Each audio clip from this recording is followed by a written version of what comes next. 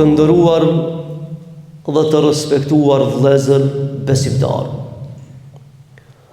Është detyrë parsorë për secilin njeri në përgjithësi dhe besimtarin musliman në veçanti që në jetën e kësaj bote të bën vepra të mira sado që ato të janë të vogla. Sepse përmes veprave të mira besimtari e reflekton, e pasqyron karakterin, moralin e tij në raport me familjen, shoqërinë, fenë e kështu me radhë. Veprat e mira, sado që të janë të vogla në jetën e kësaj bote, ato janë garancion për suksesin këtë botë dhe shpërblimin në botën e përjetshme. Të nderuar dhe të respektuar vëllezër besimtar. Në vazhdim të temës së kaluar në lidhje me rregullat e jetës, sot do ta përmendi një rregull që e ka përmend pejgamberi sallallahu alaihi wasallam e që na bën dobi secilit prej nesh në raport me jetën. Aja ka të bëjë me vazhdimi i veprave të mira sado që ato të janë të vogla. Të ndershëm vëllezër besimtar, secili prej nesh në jetën e kësaj bote dëshiron me arrit sukseset më të mëdha të mundshme. Dhe dëshiron me përfitu prej kësaj shanse të madhe që quhet jetë. Mirë po për t'i arritur qëllimet, për t'i realizuar aspiratat, në jetën e kësaj bote ekzistojnë disa rregulla. Ai i cili i respekton këto rregulla, me lejen e Zotit të Madhërisëm do t'i arrijë qëllimet më të mira të jetës. Dhe një prej rregullave të kësaj jete që e ka vendosur Allahu dhe ne ka shpjeguar pejgamberi sallallahu alaihi wasallam është vazhdimësia e punëve të mira. Keni pa në jetën e kësaj bote vëllezër që ndoshta e ka një periudhë të jetës që ka qenë njëri mirë dhe ka bërë vepra shumë të mira dhe të mëdha, dhe për një moment i ndërpret veprat dhe kalon krejtësisht me një botë tjetër. Pra nuk ka mujt me qëndru, s'ka mujt me qëndru besnik misionit për cilën e ka marrë në jetën e kësaj bote. Është transmetuar se një ditë prej ditëve e kanë pyet pejgamberin sallallahu alaihi wasallam se cila vepër është më e mirë te Zoti i Madhërisëm. Ai e ka ditë në detaje projektin e jetës. Prandaj dhe fjalët e tij janë të sigurta, sepse e ka motivuar Zoti i Madhërisëm dhe e ka inspiruar Zoti i Madhërisëm. Kur i thanë se cila vepër është më e dashur te Zoti i Madhërisëm, ai e dinte mirë natyrën e njerit. E di çka tha pejgamberi sa. Tha vepra më e dashur te Zoti i Madhërisëm është ajo vepër e cila bëhet në vazhdimsi edhe nëse është e vogël. Pra vepra më e mirë te Zoti i Madhërisëm është vepra e cila bëhet në vazhdimsi, nuk shkputet, s'ndërpritet, edhe nëse është vepër e vogël. E një shembull thjesht vëllezër. Çka në kupton kjo? Po e bëjmë një shembull të bamirësisë, që ta kuptojmë temën për çfarë po flasim. Sepse pastaj kjo rregull vlen për gjitha sferat e jetës. Nëse je udhëtar i dijes dhe për çdo ditë lexon qoftë një faqe të një libri për shembull, kur të bën 365 ditë, ti ke lexuar 365 faqe të një libri. Ke përfituar begë një uri, po e ke bën në vazhdimsi. Dhe pastaj në fund vitit ke përfituar. Dhe po e marr një shembull bamirësi. Nëse njeriu në vazhdimsi është bamirës, edhe për çdo ditë jep ka 50 cent. Ku do ai? I bie të dashur vëllezër se në vit i ka dhënë diku 182 euro e gjys. Kur të vjen fundi i vitit, se Allahu na komuna llogarit për çdo ditë që kemi jetuar këtë jetë. Lema për një vit, ky e ban llogari veprat e veta dhe e gjen në fletorën e sevapeve, në fletorën e vet, se ka bën bamirësi për çdo ditë, dikun në vit i ka dhënë 182 euro e gjys. Ka dhënë për çdo ditë ka pak, por që janë bërë shumë.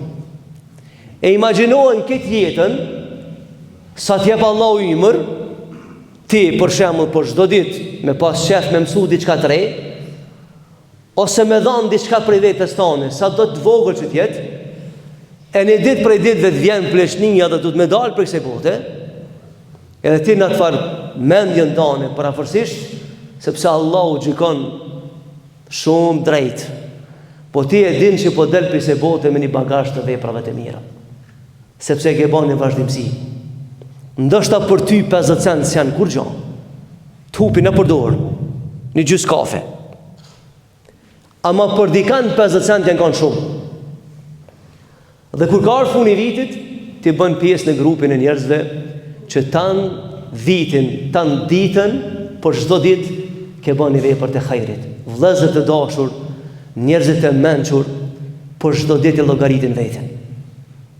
Kur shkon me ra në shtratin tanë, në shtratin e vet secili për njerëzve, vallahi ai s'flen, njëri mençur nuk flen, pa e bën një rishikim të veprës së tij gjatë ditës. Edhe me një farforme me balansu, me thonë mirë, sot, sa veprat mira i kam bën. Sa gabime i kam bën sot. Sa të këqija i kam bën sot.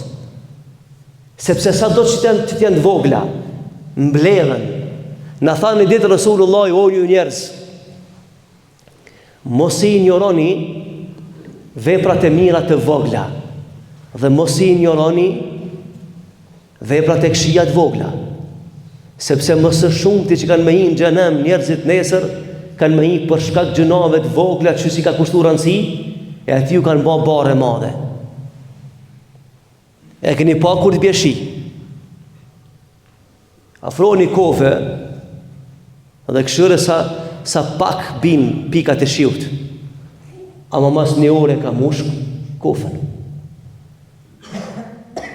Jeta njeriu të është kështu, duket se këto gjanat e vogla nuk janë barë për ty, ama të janë ngrumbullu me një vend, qofshin të mirë apo të këqijat, dhe në ditë kanë me peshu, në ditë kanë me dalë në peshore para Zotit Madrishu, dhe kime pas edhe gjërat e vogla të mira që ke bon këtë jetë kanë me qenë shpëtimtar për një numër të madh të njerëzve në ahiret. Dhe fatkeqësisht edhe gjërat e vogla që kemi bën jetën e bote të këqija, që i kemi injoru, kanë më bën sebeb dhe kanë më na dekapitulu fatin nesër në peshore para Allahut xhallahu ala. Për këtë arsye të dashur vëllezër, suksesin këtë dunja vjen me gjanat e vogla. Sepse po jetojmë në një kohë për shembull që trive tanë s'ju ban përshtypje nisen në gjë e vogël. Qoftë në bamirësi, qoftë në të arritrat e tij personale. Dhe i thu, si shembull po e marr. A është më mirë me bredh rrugëve të jetës pa një profesion, pa një mision? A është më mirë kështu? Apo është më mirë mu kanalizu dikon me një profesion, me një mision, që të bjen të ardhra pak, por që një ditë banë shumë? Dhe është më mirë mu kanalizu drejt rrugës drejt me veprat e vogla, apo mu kanalizu me një rrugë tjetër me veprat e këqija të vogla, por një ditë për ditë banë të mëdha.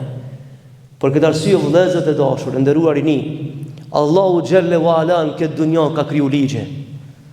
Kush i thën ligje kësaj bote, nuk ka me arrit kur s'ka me pas mundësi me arrit sukseset dhe me realizu objektivat e jetës.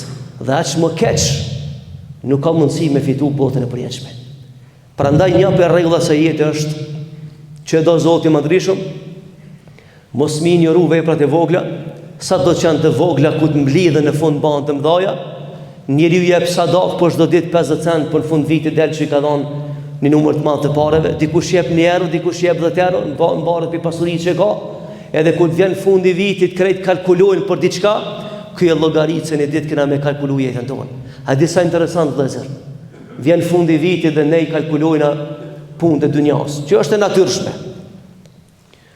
Harrojna se një ditë komuna i kalkulu veprat dikush tjetër. I kalkulojmë sukseset, humbjet, dështimet të biznesit, ama harrojmë se një ditë komët llogarit dikush tjetër. Allahu xhallahu ala. E ai ka thënë Kur'an për atë ditë, përgatitu fort, sikur se dita e diplomimit e provimit, sepse në çdo detaj e kom llogarit jeta jote, e kom e pas njerëz në ahiret që kanë më shpëtu në urtë të siratit për shkak një vepre të vogël që ka bërë dhe ka qenë mirë. Dhe ku kemi fjalën këtu është transmetuar prej Aishës, gruas së pejgamberit, nanës së besimtarëve, i ka thënë ditë pejgamberi sallallahu alaihi wasallam, thotë Aisha, nesër në ditën e gjykimit, njerëzit, një grupi njerëzve ka me hinë në xhenem për shkak një gjysmë hurme, e një tjetër ka me hinë në xhenet për shkak një gjysmë hurme. Tha, çysha Rasulullah kështu? Tha, se njëri e ka dashur çat gjysmën e hurme si ka thënë dikujna, e Allahu dhe çat vepër ka më amat në ahiret. E tjetri ka marrë çat gjysmë hurme pa të drejtë të tjetrit, ky ka më llogarit për keq, ky për mirë. Deri këtu ka më ardhur peshorja e Zotit të Madhërisht. Vëllezër të dashur, mundoni që çdo të vepër të mirë se botë ta bëni, ta bëjmë së bashku, nëse dëshirojmë të rrugtojmë për një botë të përjeshme dhe të mos kemi nesër problem para Zotit të Madhërisht. Dhe ku kemi fjalën këtu një shembull thjesht që çarkullon kjo statistik, çarkullon ky shembull i frikshëm, i mirë, një burrë, një gru që një territor begit madh prej shkretirës e shëndrojnë në xhungull. Edhe kur e pyetën dhe i thanë, qysh ke arrit mbi 1 milion e diçka pemë me i miell? Tha, qysh keni arrit kështu? Edhe ato e nxjerrin foton e parë se si ka qenë vendi shkret. Thot, u zotun unë edhe bashorti për çdo ditë me miell, ka një numër caktuar të bimëve, dhe tash na po i bëjmë 80 vjet dhe komplet një perimetër i madh shndrohet në xhungull.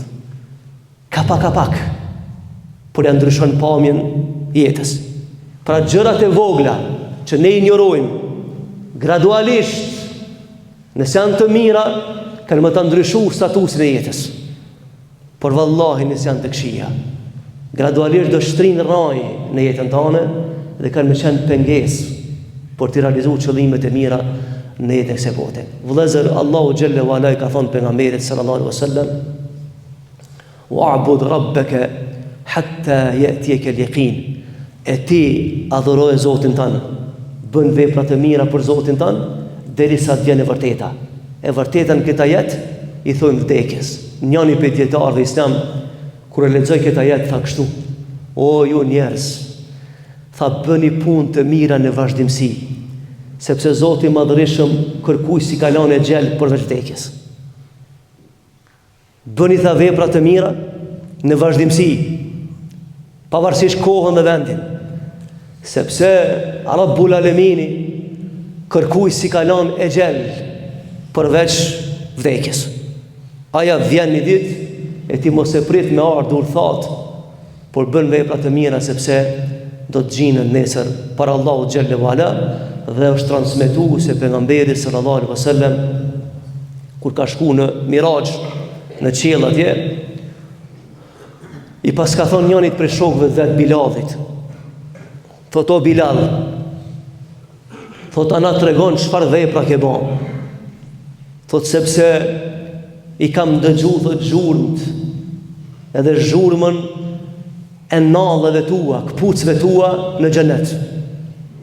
Bilali ka qenë rob, pastaj ka pranu Islamin, histori e gatë që kanë shit në për Mekë, kanë lujt fëmijët e pasunive në vend qenit me ta, Allah i në rujt. Edhe kjo pranon Islamin dhe bëhet muezini i pari pejgamberit, njëri shumë i mirë, histori e gatë, dhe një ditë prej ditëve i vjen momenti që pejgamberi më dhon lajmin më të mirë të jetës. Thotë o Bilal, çfarë vepre ke bën thotë që se dim na? Thotë se vallahi i kam dëgjuar gjurmt dhe zhurmën e nallëve tua në xhenet. U çudit Bilal, ja Rasulullah, tha kjo ndodhi me ty në Mirax, atje në qiell? Tha po. Tha çfarë vepre ke bën? Vallahi nuk di, tha çka kam bën Rasulullah. Kam qëndru kur më kanë persekutu në hak. Edhe kam një vepër ndoshta që kjo. Cila vepër? Tha sa herë të marr avdes. Sa herë të marr avdes, tha i fali 2 rekate namaz. A di çfarë tha pejgamberi? Tha që sa e bën këta? tha pesin a ke mësu ti, një kohë gjatë, tha kur se kam lanë. Wallahi tha që ka vepër, ka argument, që nallët e tua, gjurëm të këpucve tua, për ndëgjoj ka në xhenet. Për shkak të vazhdimësisë së veprës që ke bën jetës e bote. E dini se janë thjeshta 2 rekate namaz? Për 5 minuta i krybi. Ka thonë ditë Rasulullah, ka kaluar të vorrave, edhe ka thonë kush janë varë këta? I kanë kallëzu filani fisik. E di çfarë thotë Rasulullah? Wallahi thotë që s'ka zot përveç ti. Thotë merr Xhibrili dhe më tha, o i dërguari i Allahut, Allahu po i thot njënit prej tyre, nëse kthejnë dunjan, çka kishë bë?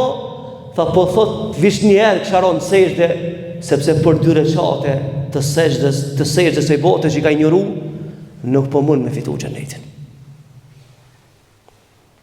Pra gjërat e vogla të mashtrojnë, por ata kthehen në ditën e peshore të madhe për Allahu xhallahu ala.